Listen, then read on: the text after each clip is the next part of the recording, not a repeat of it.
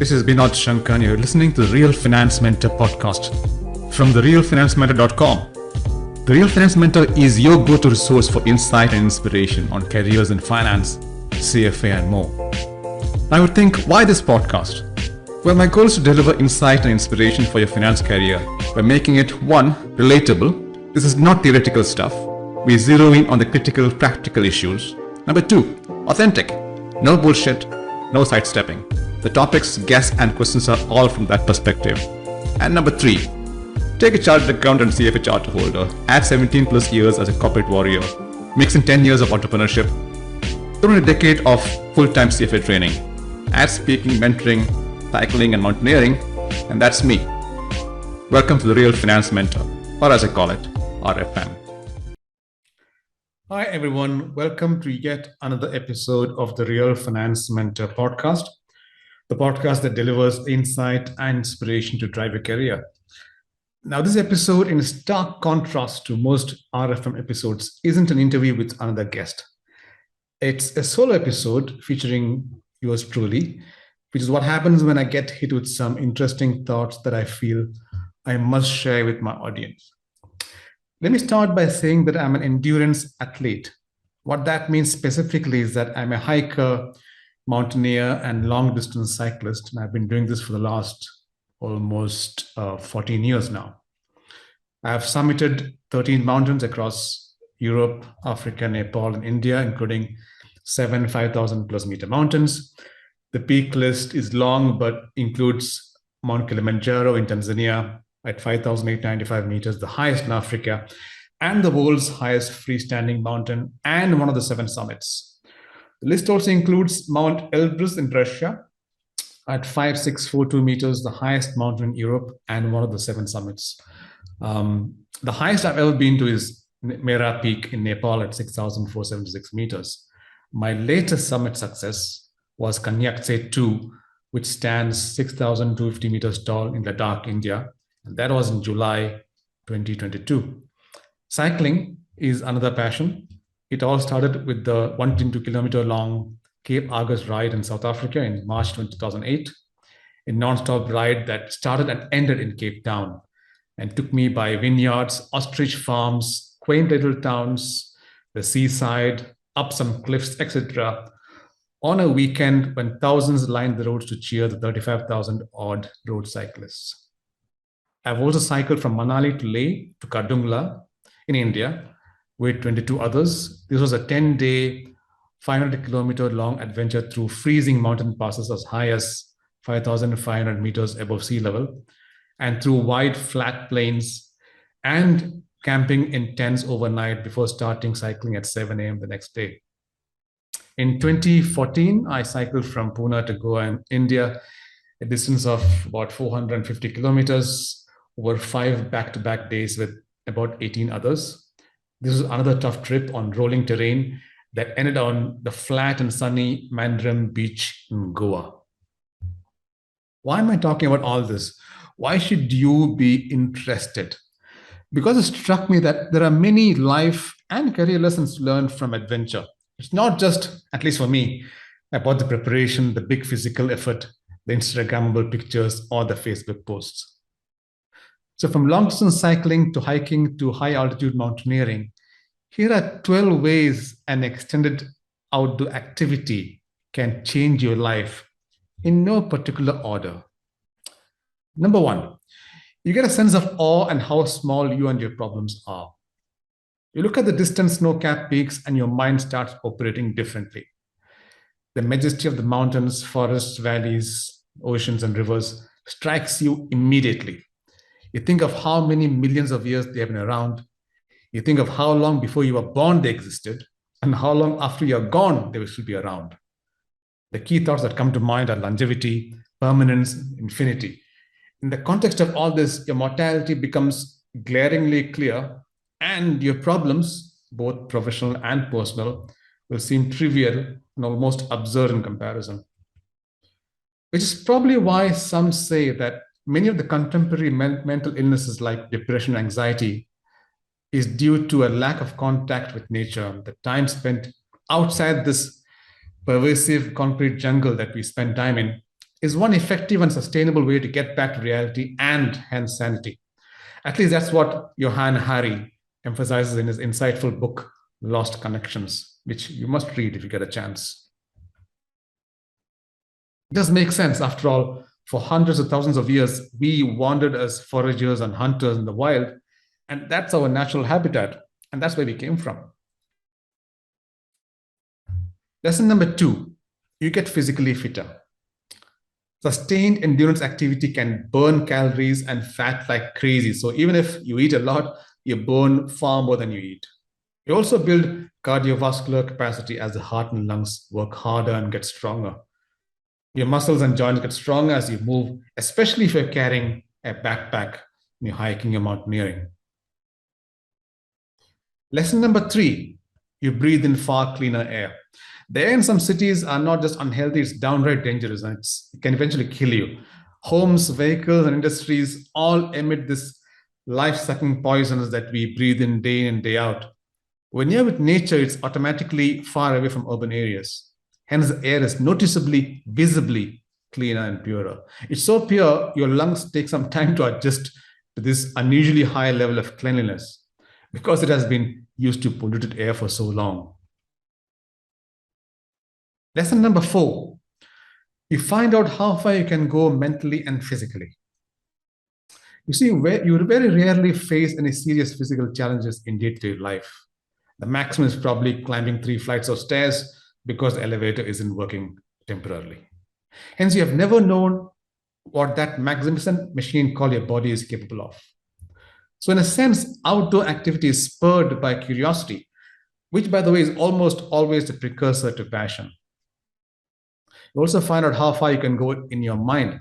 They say the mind gives up way before the body does, probably at about 60% of the body's capacity. This, by the way, is a default feature of our brains meant to protect us from destroying ourselves. But when it comes to challenges, the brain can be a bit of a spoil sport.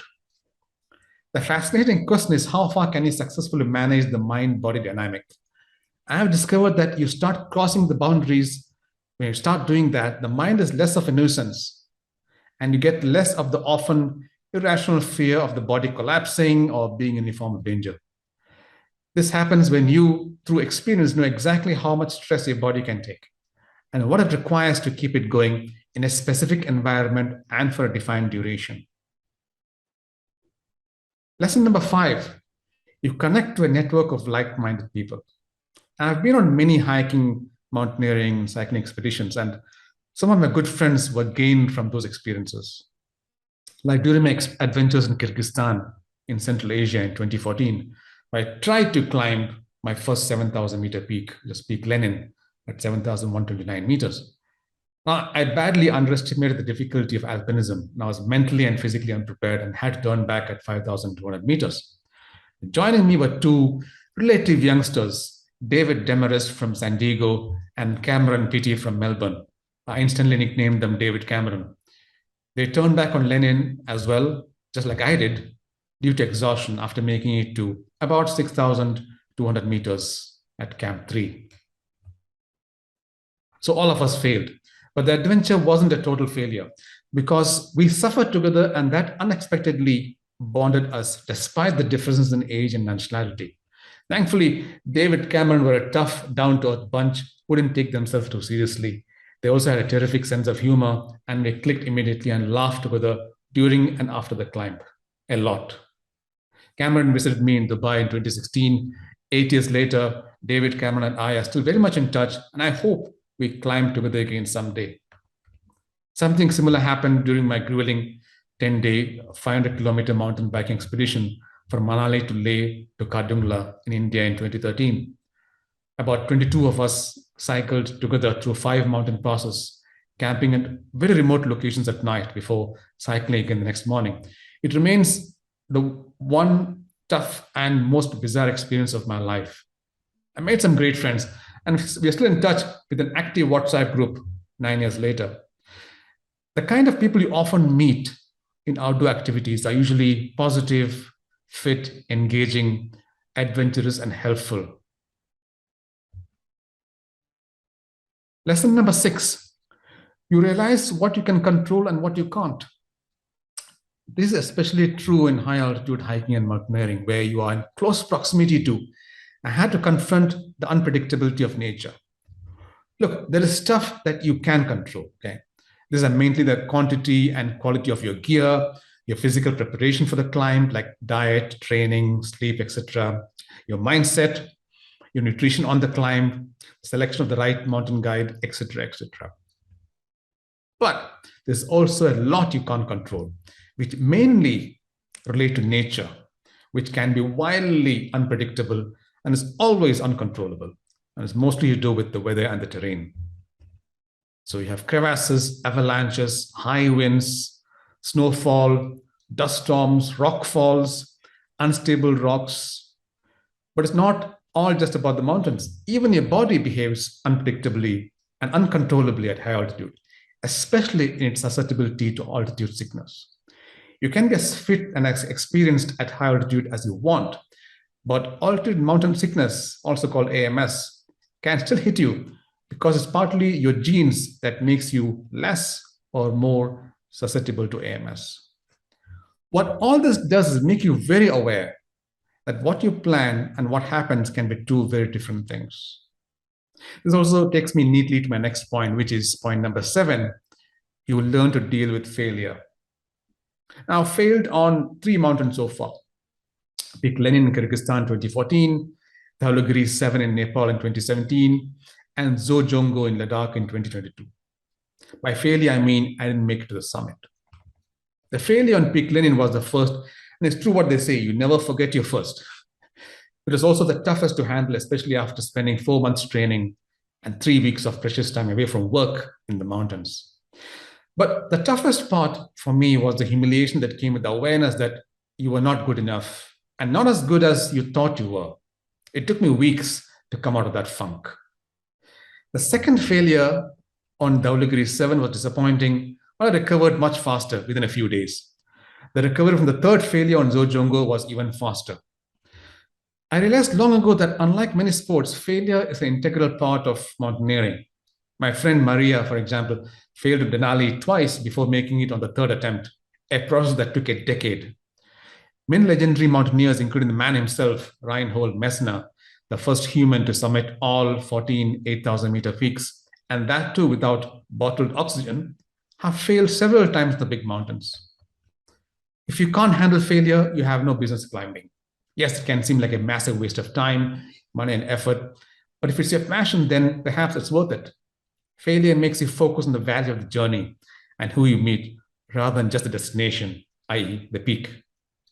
It's also worth doing for the many big benefits of being outdoors that I have mentioned in this episode. Failure also taught me several interesting things about myself.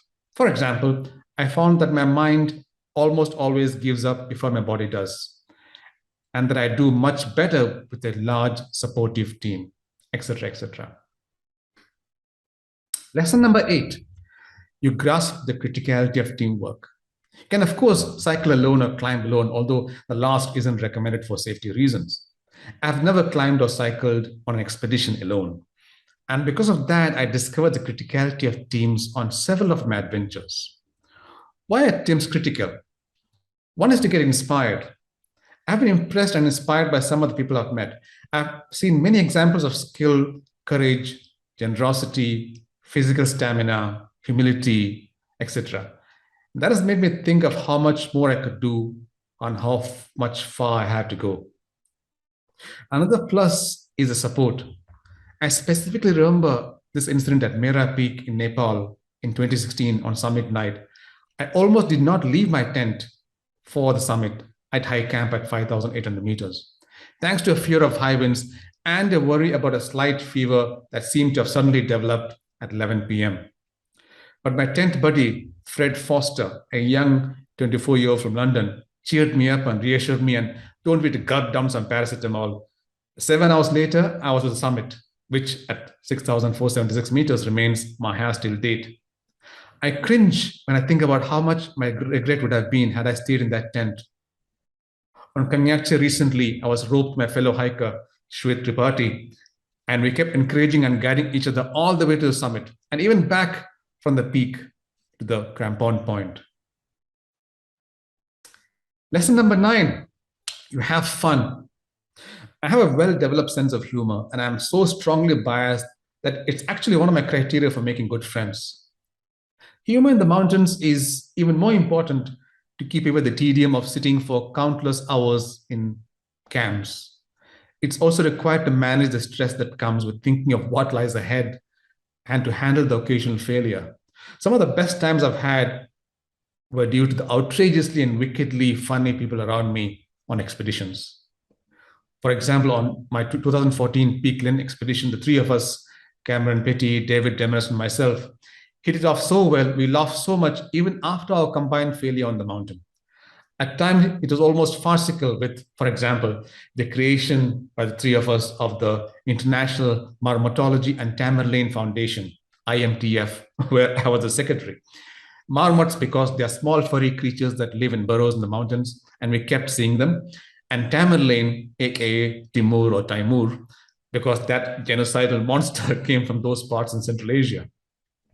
On my July 2022 Ladakh expedition, the quartet of Shwet Tripathi, Rajesh Sharma, and Naishat Soneta, plus me. Incidentally, all five of us were chartered accountants, so don't tell me that CAs don't have a sense of humor. We used to recall incidents, vibe off each other, and laugh so much that I distinctly recall once I had to walk out of the dining tent to get my breath back. Lesson number 10, learn to appreciate the conveniences of modern life. When you're with nature, unless you're glamping, i.e., glamorous camping, your conveniences are reduced to the bare minimum. There's no Wi-Fi, internet, Netflix, WhatsApp, Facebook, Instagram, YouTube, books, food deliveries, etc., etc. You sleep without pillows or proper bed in cramped tents, have no privacy as you're sharing tents often, suffer the extreme cold, especially late at night and early mornings, eat whatever the cook makes, shit and pee in a hole in the ground or behind a rock or bushes outside camp, etc., etc. Usually, by the time an expedition ends, I'm craving for civilization, especially for my spacious apartment, the big bed, nice clean bathroom, the huge variety of food on the Deliveroo app on my phone, and the scorching 40-degree Dubai heat, and promising myself I will never complain about the Dubai climate again. All this makes you grateful for what you have, a sentiment I feel is sorely lacking in many people nowadays. Lesson number 11, you realize the role of luck. Bad weather, bad luck. Good weather, good luck. Avalanche, bad luck. New crevasse opens up on the route, bad luck. You get hit with altitude sickness, bad luck. Your fellow hikers, cyclists are a fun, friendly bunch, good luck. Before outdoor adventure, I never really believed in luck, dismissing it as an excuse made by unprepared people, people who are too lazy or ignorant to nail their goals. That's probably largely true in many control situations where there's a strong and direct link between efforts and outcomes. An exam is a good example. The curriculum, the learning outcomes, the exam format, exam duration, exam admin rules, and even the way they ask questions are usually all clear well before the exam. There isn't much role for luck here. But when you step outdoors, you'll have to engage with Lady Luck, who is by definition someone who is unpredictable, uncontrollable, and whose effect can be widely, positively, significantly positive or negative. You will believe in chance and accept it. You have to. And once you accept it, the whole experience becomes far less stressful and more enjoyable. And last but not the least, lesson number 12, you achieve things you previously thought impossible. When I think of some of the stuff that I pulled off, I'm often struck with a sense of disbelief, even now, nearly a decade after it all went down. The ones that still stick with me vividly, summit night on Kilimanjaro in March 2011, when I was slowly but almost sleepwalking up the mountain in the moonlit night, utterly quiet, and all I could see were silvery cloud banks many meters away on either side of me and nothing else. I didn't know what lay beyond or below those clouds. I couldn't see the summit. It felt scary and very bizarre. Another one I remember is cycling in August 2013 with 20 others on a flat, wide road, straight as far as I could see, at cold and dry high altitude. and through the vast emptiness of Ladakh in North India, with big mountains in the far distance and stunningly blue sky, something I never thought existed in such a congested, overpopulated country. Or cycling on the same trip in 2013 up from Leh city at 3,500 meters to Khadungla Pass at 5,359 meters, a vertical climb of nearly 2 kilometers and a cycling distance of about 39 kilometers on an unprepared road. This was one grueling, epic 8-hour saga, cycling slowly up to the mountain pass to increasingly thin and cold air as I gradually and painfully gained altitude. Thankfully, I was encouraged and guided throughout by one of the lead cyclists, a fantastic 55-year-old who kept cycling behind me and kept regaling me with fascinating stories of his racing days and his days as a herpetologist to keep me motivated, while I simply nodded and mumbled, "Yes, sir," too tired to do anything but push the pedals. It was a surreal experience. So that's my list of the dozen invaluable upsides of outdoor adventure.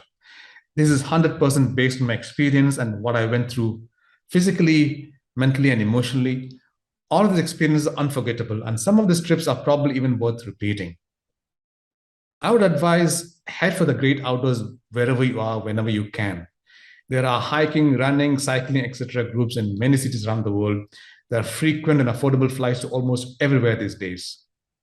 Just go online and prepare for some transformational experiences that will stay with you for life.